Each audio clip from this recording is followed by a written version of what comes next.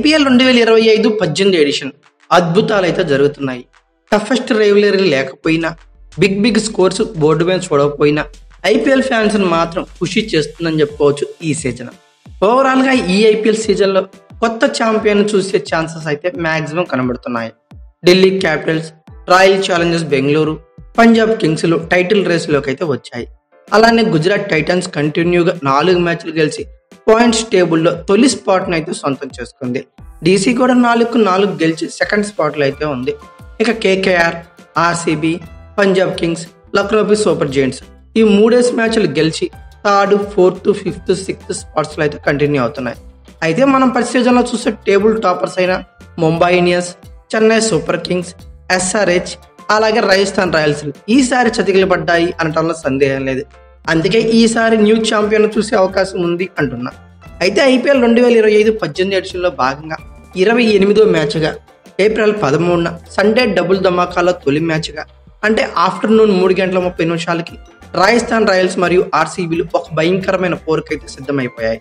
అయితే ఆర్సీబీ కనుక ఈ మ్యాచ్ విజయం సాధిస్తే 6 మ్యాచ్లకు గాను 4 విజయాలు సాధించి టేబుల్లో సెకండ్ ఆర్ థర్డ్ స్పాట్లకు చేరి అలాగే ప్లే ఆఫ్స్ అవకాశాలను మరింత సిమెంట్ అయితే చేసుకుంటుంది.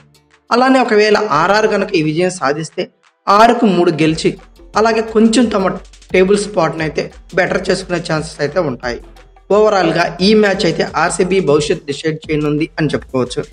అయితే ఈ మ్యాచ్ జరిగే స్టేడియం డీటెయిల్స్ ఏంటి, పిచ్ రిపోర్ట్ ఎలా ఉండబోతుంది, వెదర్ కండిషన్ పరిస్థితి ఏంది, ప్లేయింగ్ లెవెన్లో ఏమైనా చేంజెస్ ఎక్స్పెక్ట్ చేయొచ్చా, ఈ గ్రౌండ్లో ఐపీఎల్ స్టాట్స్ ఎలా ఉన్నాయి, అలానే ఈ రూరు ఫ్రాంచైజీల యొక్క హెడ్ టు హెడ్ రికార్డ్స్ ఎలా ఉన్నాయి, ఈ వీడియోలో వీటన్నిటి గురించి క్లియర్ కట్గా తెలుసుకుందాం. ముందుగా ఈ స్టేడియం గురించి మాట్లాడుకుందాం. ఈ స్టేడియం రాజస్థాన్ జైపూర్లో అయితే ఉంది. ఈ స్టేడియం రాజస్థాన్ రాయల్స్కి హోమ్ గ్రౌండ్గా ఉంటుంది. ఈ స్టేడియం సవాయి మాన్సింగ్ స్టేడియం అని పిలుస్తారు. చాలా బ్యూటిఫుల్ స్టేడియంగా చెప్పుకోవచ్చు. ఆడియన్స్ కెపాసిటీ వచ్చేకి 30,000 వరకు ఉంటుంది. రిమైనింగ్ పిచెస్తో కంపేర్ చేసుకుంటే కొంచెం బౌండరీ లెంత్స్ బిగ్గానే ఉంటాయి. స్క్వేర్ బౌండరీస్ వచ్చేసరికి 69 నుండి 72 మీటర్ల వరకు చూడొచ్చు. అలానే మిడ్ వికెట్ స్ట్రైట్ బౌండరీస్ వచ్చేకి 75 మీటర్ల పైనే ఉండే ఛాన్సెస్ అయితే ఉన్నాయి. ఇది స్టేడియం గురించి. ఆల్ ఇంపార్టెంట్ పిచ్ రిపోర్ట్ గురించి మాట్లాడుకుంటే ఈ స్టేడియం బౌలింగ్ ఫ్రెండ్లీ పిచ్గా మాట్లాడుకోవచ్చు. ఈ పిచ్ పేస్కి స్పిన్కి సమానమైన హెల్ప్ అయితే దొరుకుతుంది. ఈ గ్రౌండ్లో ఓన్లీ 2 టీమ్స్ మాత్రమే 200+ స్కోర్ అయితే చేయగలిగాయి ఐపీఎల్ హిస్టరీలో అని చెప్పుకోవచ్చు. బౌండరీ లెన్స్ బిగ్గా ఉండటం వల్ల ఇలా జరుగుతుంది. ఇక టాస్ ఎవరు గెలిస్తే బాగుంటుంది, అలాగే టాస్ గెలిచిన టీం ఏం ఎంచుకుంటే బాగుంటుంది అని చెప్పి మాట్లాడుకుంటే ఖచ్చితంగా టాస్ గెలిచిన టీము బౌలింగ్ ఫస్ట్ ఆప్షన్ అని బెటర్ ఆప్షన్ అని చెప్పుకోవచ్చు. ఎందుకంటే మ్యాచ్ స్టార్ట్ అవ్వగానే ఫస్ట్ ఫ్యూ ఓవర్స్ ఖచ్చితంగా పేస్ సీము జనరేట్ అవుతుంది. ఆ టైంలో బాగా పేస్ బౌలర్స్కి అయితే హెల్ప్ ఉంటుంది. ఇనిషియల్గా వికెట్స్ తీసే ఛాన్సెస్ అయితే ఉంటాయి. సో టాస్ గెలిచిన టీం తీసుకుంటేనే రైట్ అని చెప్పి బౌలింగ్ అనుకుంటున్నాను. అలాగే చేజింగ్ కూడా ఒకవేళ డ్యూ ఫ్యాక్టర్ ఎంటర్ అయితే చేజింగ్ ఫ్రీగా ఉంటుంది బ్యాట్స్మెన్స్కి. ఇక తర్వాత వెదర్ రిపోర్ట్ గురించి మాట్లాడుకుంటే వర్షాలు పడిపోయి మ్యాచ్లు ఆగిపోయే టెస్టులు అయితే ఏమీ లేవు. ఎందుకంటే ఇండియాలో సమ్మర్ సీజన్ అయితే స్టార్ట్ అయిపోయింది. మ్యాచ్ డేనా మార్నింగ్ టెంపరేచర్ వచ్చేకి 34 డిగ్రీ సెంటీగ్రేడ్ వరకు ఎక్స్పెక్ట్ చేయొచ్చు. అలానే డ్యూ ఫ్యాక్టర్ అనేది కీ రోల్ ప్లే చేస్తుంది అనడంలో సందేహం లేదు. ఇక తర్వాత లైవ్ స్ట్రీమింగ్ గురించి మాట్లాడుకుంటే ఈ లైవ్ స్ట్రీమింగ్ గురించి అందరికి తెలిసిందే. ఓటీటీలో 2 బిగ్ ప్లాట్ఫామ్స్ అయిన జియో సినిమా అలాగే Disney+ హాట్స్టార్ కంబైన్ అయిపోయి జియో హాట్స్టార్గా అవతరించింది. మొబైల్స్లో, టీవీస్లో వీటిలో అయితే వాచ్ చేయొచ్చు. సబ్స్క్రిప్షన్ అయితే తప్పనిసరి. ఇక టీవీలో చూడాలంటే స్టార్ స్పోర్ట్స్ 2లో చూడాల్సి ఉంటుంది. అలాగే టీవీలో తెలుగులో చూడాలంటే స్టార్ స్పోర్ట్స్ 1లో చూడాలి. అన్నిటికీ కూడా సబ్స్క్రిప్షన్ అయితే తప్పనిసరిగా మాట్లాడుకోవచ్చు. ఇక ఈ మ్యాచ్ జరిగే సవాయి మాన్సింగ్ స్టేడియం యొక్క ఐపీఎల్ స్టాట్స్ పరిశీలిస్తే టోటల్గా ఇక్కడ వచ్చే 57 మ్యాచ్లు జరిగాయండి. ఫస్ట్ బ్యాటింగ్ వాళ్ళు కేవలం 27 గెలిస్తే సెకండ్ బ్యాటింగ్ వాళ్ళు ఏకంగా 37 గెలిచారు. దీన్ని బట్టి అర్థం చేసుకోవచ్చు టాస్ గెలిచిన టీం చేసింగ్ ఎంచుకుంటుందని. ఇక హైయెస్ట్ టోటల్ ఈ గ్రౌండ్లో పరిశీలిస్తే 217 పరుగులు 6 వికెట్లుగా ఎస్ఆర్హెచ్ ఉంది. లోయెస్ట్ టోటల్ చూస్తే 59 పరుగులకి ఆల్అౌట్ అయింది ఆర్ఆర్. హైయెస్ట్ రన్ చేసి ఈ గ్రౌండ్లో చూస్తే 217 పరుగులు 6 వికెట్లుగా ఎస్ఆర్హెచ్ ఉంది. లోయెస్ట్ డిఫెండ్ టోటల్ చూసుకుంటే 144 పరుగులు 6 వికెట్లుగా ఆర్ఆర్ అయితే ఉంది. ఈ గ్రౌండ్లో ఫస్ట్ ఇన్నింగ్స్ యావరేజ్ స్కోర్ చూస్తే 162 పరుగులు గాను, సెకండ్ ఇన్నింగ్స్ యావరేజ్ స్కోర్ చూస్తే 148 పరుగులుగా ఉంది. అలానే సవాయి మాన్సింగ్ స్టేడియంలో ఆర్ఆర్కి హోమ్ గ్రౌండ్గా ఉంది. సో ఈ హోమ్ గ్రౌండ్లో ఆర్ఆర్ రికార్డ్స్ ఎలా ఉన్నాయో పరిశీలిద్దాం. టోటల్గా రాజస్థాన్ రాయల్స్ ఇక్కడ 57 మ్యాచ్లు ఆడింది, 37 గెలిచింది, 20 మాత్రమే ఓడింది. సో హోమ్ గ్రౌండ్ అడ్వాంటేజ్ ఖచ్చితంగా ఆర్ఆర్కి ఉందని చెప్పుకోవచ్చు. అలాగే ఇక్కడ బ్యాటింగ్ యావరేజ్ చూస్తే 31.79గా ఉంది. బ్యాటింగ్ రన్ రేట్ చూస్తే 8.25గా ఉంది. ఇక బౌలింగ్ యావరేజ్ పరిశీలిస్తే 25.57గా ఉంది. బౌలింగ్ ఎకానమీ 8.01గా ఉంది. ఇక ఫైనల్ గా రాజస్థాన్ రాయల్స్ మరియు RCB head to head records పరిశీలి టోటల్ గా ఇరువురు టీమ్స్ కి ఇక్కడ మధ్య 32 మ్యాచ్లు జరిగాయండి. ఆర్సీబీ 15 గెలిస్తే ఒకటి తక్కువ, ఆర్ఆర్ 14 గెలిచింది. అంటే almost 2 teams equal head to head records ఉన్నాయని చెప్పుకోవచ్చు. అయితే 2024 సీజన్లో ఆర్ఆర్ డామినేషన్ అయితే లేదు, కంప్లీట్గా ఆర్సీబీ డామినేషన్ అయితే ఉంది. 2 మ్యాచ్ల్లో తలపడితే 2 మ్యాచ్ల్లో ఆర్సీబీ గెలిచింది. 2023లో కంప్లీట్గా రాజస్థాన్ రాయల్స్ డామినేషన్ ఉంది. 2 మ్యాచ్ల్లో కూడా ఆర్ఆర్ఐ గెలిచింది 2023లో. బట్ 2021, 2020 ఈ రెండు సీజన్లో కూడా 4 మ్యాచ్లు కూడా ఆర్సీబీనే గెలిచింది. సో రీసెంట్గా అయితే ఆర్సీబీ డామినేషన్ కంప్లీట్గా ఉందని చెప్పుకోవచ్చు ఆర్ఆర్ మీద. ఇక ఫైనల్గా ఇరువురు టీమ్స్ యొక్క ప్లేయింగ్ లెవెన్ గురించి మాట్లాడుకుందాం. ముందుగా ఆర్ఆర్ యొక్క ప్లేయింగ్ లెవెన్ మాట్లాడుకుందాం. బోత్ టీమ్స్ కూడా ఇటు ఆర్ఆర్ అటు ఆర్సీబీ ఇద్దరు ఓడి ఈ మ్యాచ్కి అయితే సిద్ధమై వస్తున్నాయి. సో ఒక టఫెస్ట్ మ్యాచ్ పక్కా చెప్పుకోవచ్చు. ప్రీవియస్ మ్యాచ్లో జీటీ ఆర్ఆర్ మీద 217 పరుగులు చేసింది. అంటే ఇక బౌలింగ్ యూనిట్లో ఆర్ఆర్ కంప్లీట్గా బ్యాక్ ఫుట్లో కనబడిందని చెప్పుకోవచ్చు. తుషారా దేశపాండే, మహేష్ దీక్షణ తలా 2 వికెట్లు తీసిన ఇద్దరు కలిపి 8 ఓవర్లు బౌలింగ్ చేసి 107 పరుగులు సమర్పించుకున్నారు. అంటే తలా 50 కొట్టించుకున్నారని చెప్పుకోవచ్చు. ఒక జోఫ్రా ఆర్చర్ మాత్రమే ప్రత్యర్థి బ్యాటర్స్ కి టార్చర్ అయితే చూపిస్తున్నాడు. ఓవరాల్ గా ఆర్చరు, ఫజల్ ఫరూకీ, అలాగే తుషారా దేశపాండే, సందీప్ శర్మలతో సాలిడ్ పేస్ యూనిట్ అయితే ఆర్ఆర్ దగ్గర కనపడుతుంది. ఐ థింక్ ఈ మ్యాచ్ లో ఫజల్లో ఫరూకీ ప్లేస్ లో వానిందు అసరంగా మళ్ళీ ప్లేయింగ్ లెవెన్ లోకి వచ్చే ఛాన్సెస్ మాక్సిమం కనబడుతున్నాయి. సో స్పిన్ యూనిట్ లో తీక్షణ, ఆనందు అసరంగాతో స్ట్రాంగ్ జోన్ లో ఉండబోతుంది.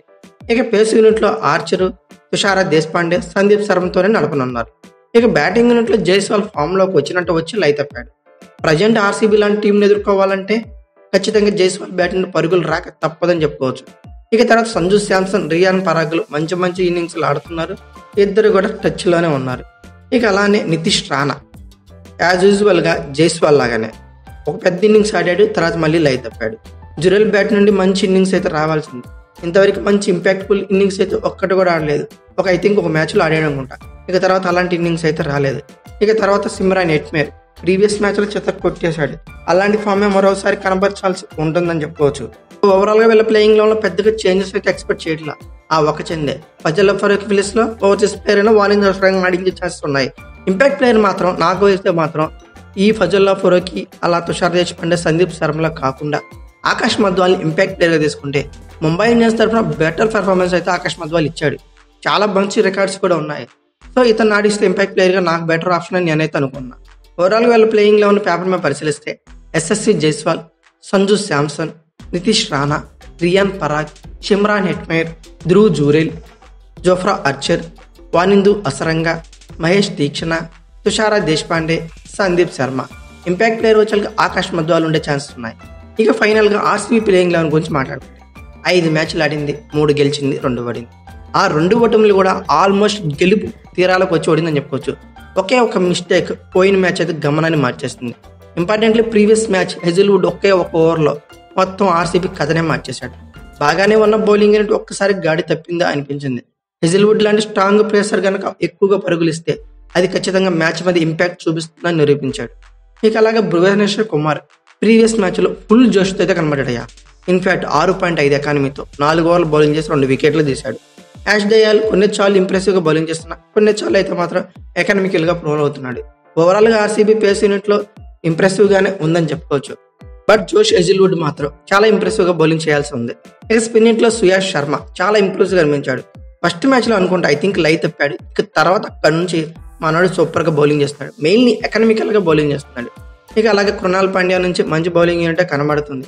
అయితే ఓవరాల్గా లియామ్ లివింగ్స్టోన్తో కూడా స్పిన్ యూనిట్లో కొంచెం ప్లస్ పాయింట్ ఉంది.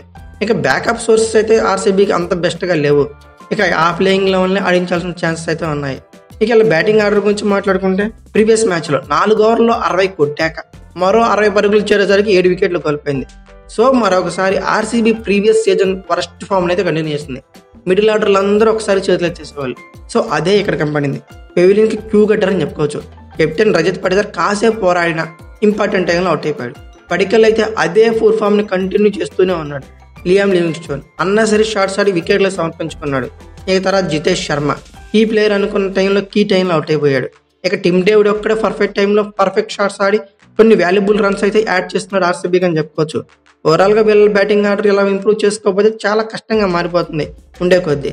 ఓవరాల్గా వీళ్ళ ప్లేయింగ్ లెవెన్ పరిశీలిస్తే పేపర్ మీద Philip Salt, Virat Kohli, Devdutt Padikkal, Rajat Patidar, Liam Livingstone, Jitesh Sharma, Tim David, Krunal Pandya, Bhuvneshwar Kumar, Josh Hazlewood, Yash Dayal ఇలా ఉంది. ఇంపాక్ట్ ప్లేయర్గా శ్రేయస్ శర్మను యూజ్ చేసిన ఛాన్సెస్ ఉన్నాయి. అయితే ఈ ఐపీఎల్ స్టాట్స్, అలాగే ఈ గ్రౌండ్ యొక్క పిచ్ రిపోర్టు, అలాగే వీళ్ళిద్దరు హెడ్ టు హెడ్ రికార్డ్స్, ఒకళ్ళొకరు డామినేషన్ ఇవన్నీ పరిశీలించాక ఈ మ్యాచ్లో కానీ ఆర్సీబీ విన్నింగ్ పాసిబిలిటీ 52% కానీ రాజస్థాన్ రాయల్స్ యొక్క విన్నింగ్ పాసిబిలిటీ 48% కానీ ఉంది. ఇది నా ఒపీనియన్ మాత్రమే. మీ ఒపీనియన్ ప్రకారం ఈ మ్యాచ్ ఎవరు గెలుస్తారనుకున్నారు ఖచ్చితంగా కామెంట్ బాక్స్లో పిన్ చేయండి. అలాగే వీడియో కనుక మీకు నచ్చినట్లయితే like, share, comment plus subscribe చేసుకోండి. అలాగే పక్కనే ఉన్న బెల్ ఐకాన్ నొక్కడం మాత్రం మర్చిపోకండి. Thank you for watching. Have a nice day.